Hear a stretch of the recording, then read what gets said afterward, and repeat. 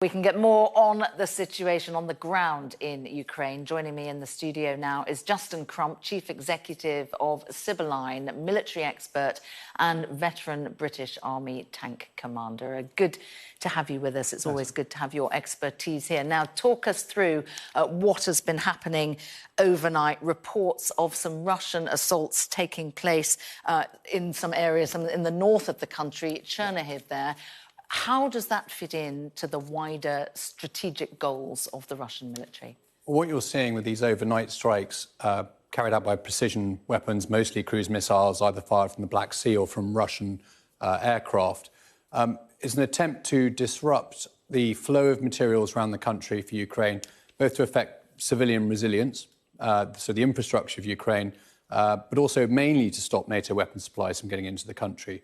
And that's a big focus for Russia. So they've been attacking diesel fuel, railway lines, warehouses for food. They know that's a vulnerability for Ukraine, and also particularly anywhere they think the military equipment is being stored. And that campaign has continued night after night with obvious risks to civilians amongst that.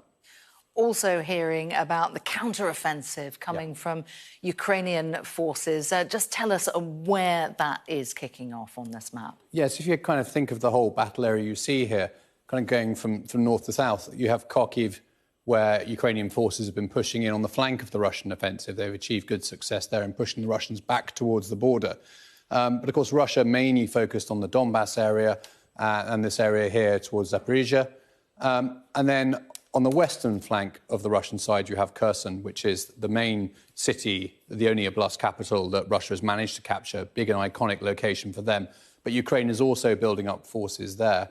And then finally, you have Transnistria, Moldova, Odessa and Snake Island we've been hearing about. Snake Island, of course, Absolutely. From the very early days, that iconic sort of scene of resistance from Ukrainian forces. Exactly, there. But it has more than just an iconic significance, I think, when we look at the island.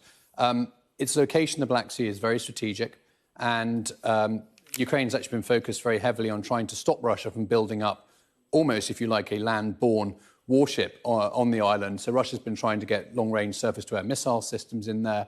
That actually helps them replace the vessel they lost, the Moskva, by putting some of these systems in place on the island. So for a very small rock, and you can see the sort of scale of it there, it's become quite important. And Ukraine's effectively been able to keep striking back at the island with its air forces, which has quite disrupted Russian plans, in fact. They may have lost another auxiliary vessel today near the island as well. So a lot still going on for, again, a very small speck in the ocean, but of great significance in current conflict. Yeah, OK. Well, we're going to show our map again of Ukraine, because I also would like you to tell us what the latest situation in the Donbass is. Well, yeah, and I think the very interesting thing about the fighting in Donbass at the moment is the effect of the Don River itself. It's worth waiting for. I know, it does come up.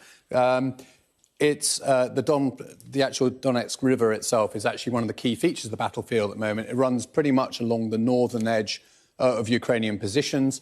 Both forces are on either side of the river, but Russia's working very hard to cross it. And I think we have some footage as well of an unsuccessful Russian river crossing that's been taking place in this area.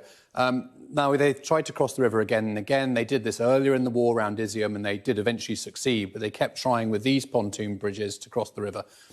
It's a very difficult operation in war, especially modern war, where you can't hide from satellites, even commercial satellite imagery, let alone drones. And Russia, certainly on this particular crossing, lost around 70 or 80 vehicles, which is a lot. I mean, that's effectively one entire battalion tactical group of vehicles that were stranded on the wrong side of the river when the bridges were destroyed behind them. How wide is the river? It varies significantly. I think we've actually got a picture of it where it actually comes up. But you're looking at around at least 20 metres. So it's too big and too deep to ford easily. And, of course, it's still muddy in parts of this area. The banks aren't great to cross. And Russian forces only have so many locations they can pick to cross the river.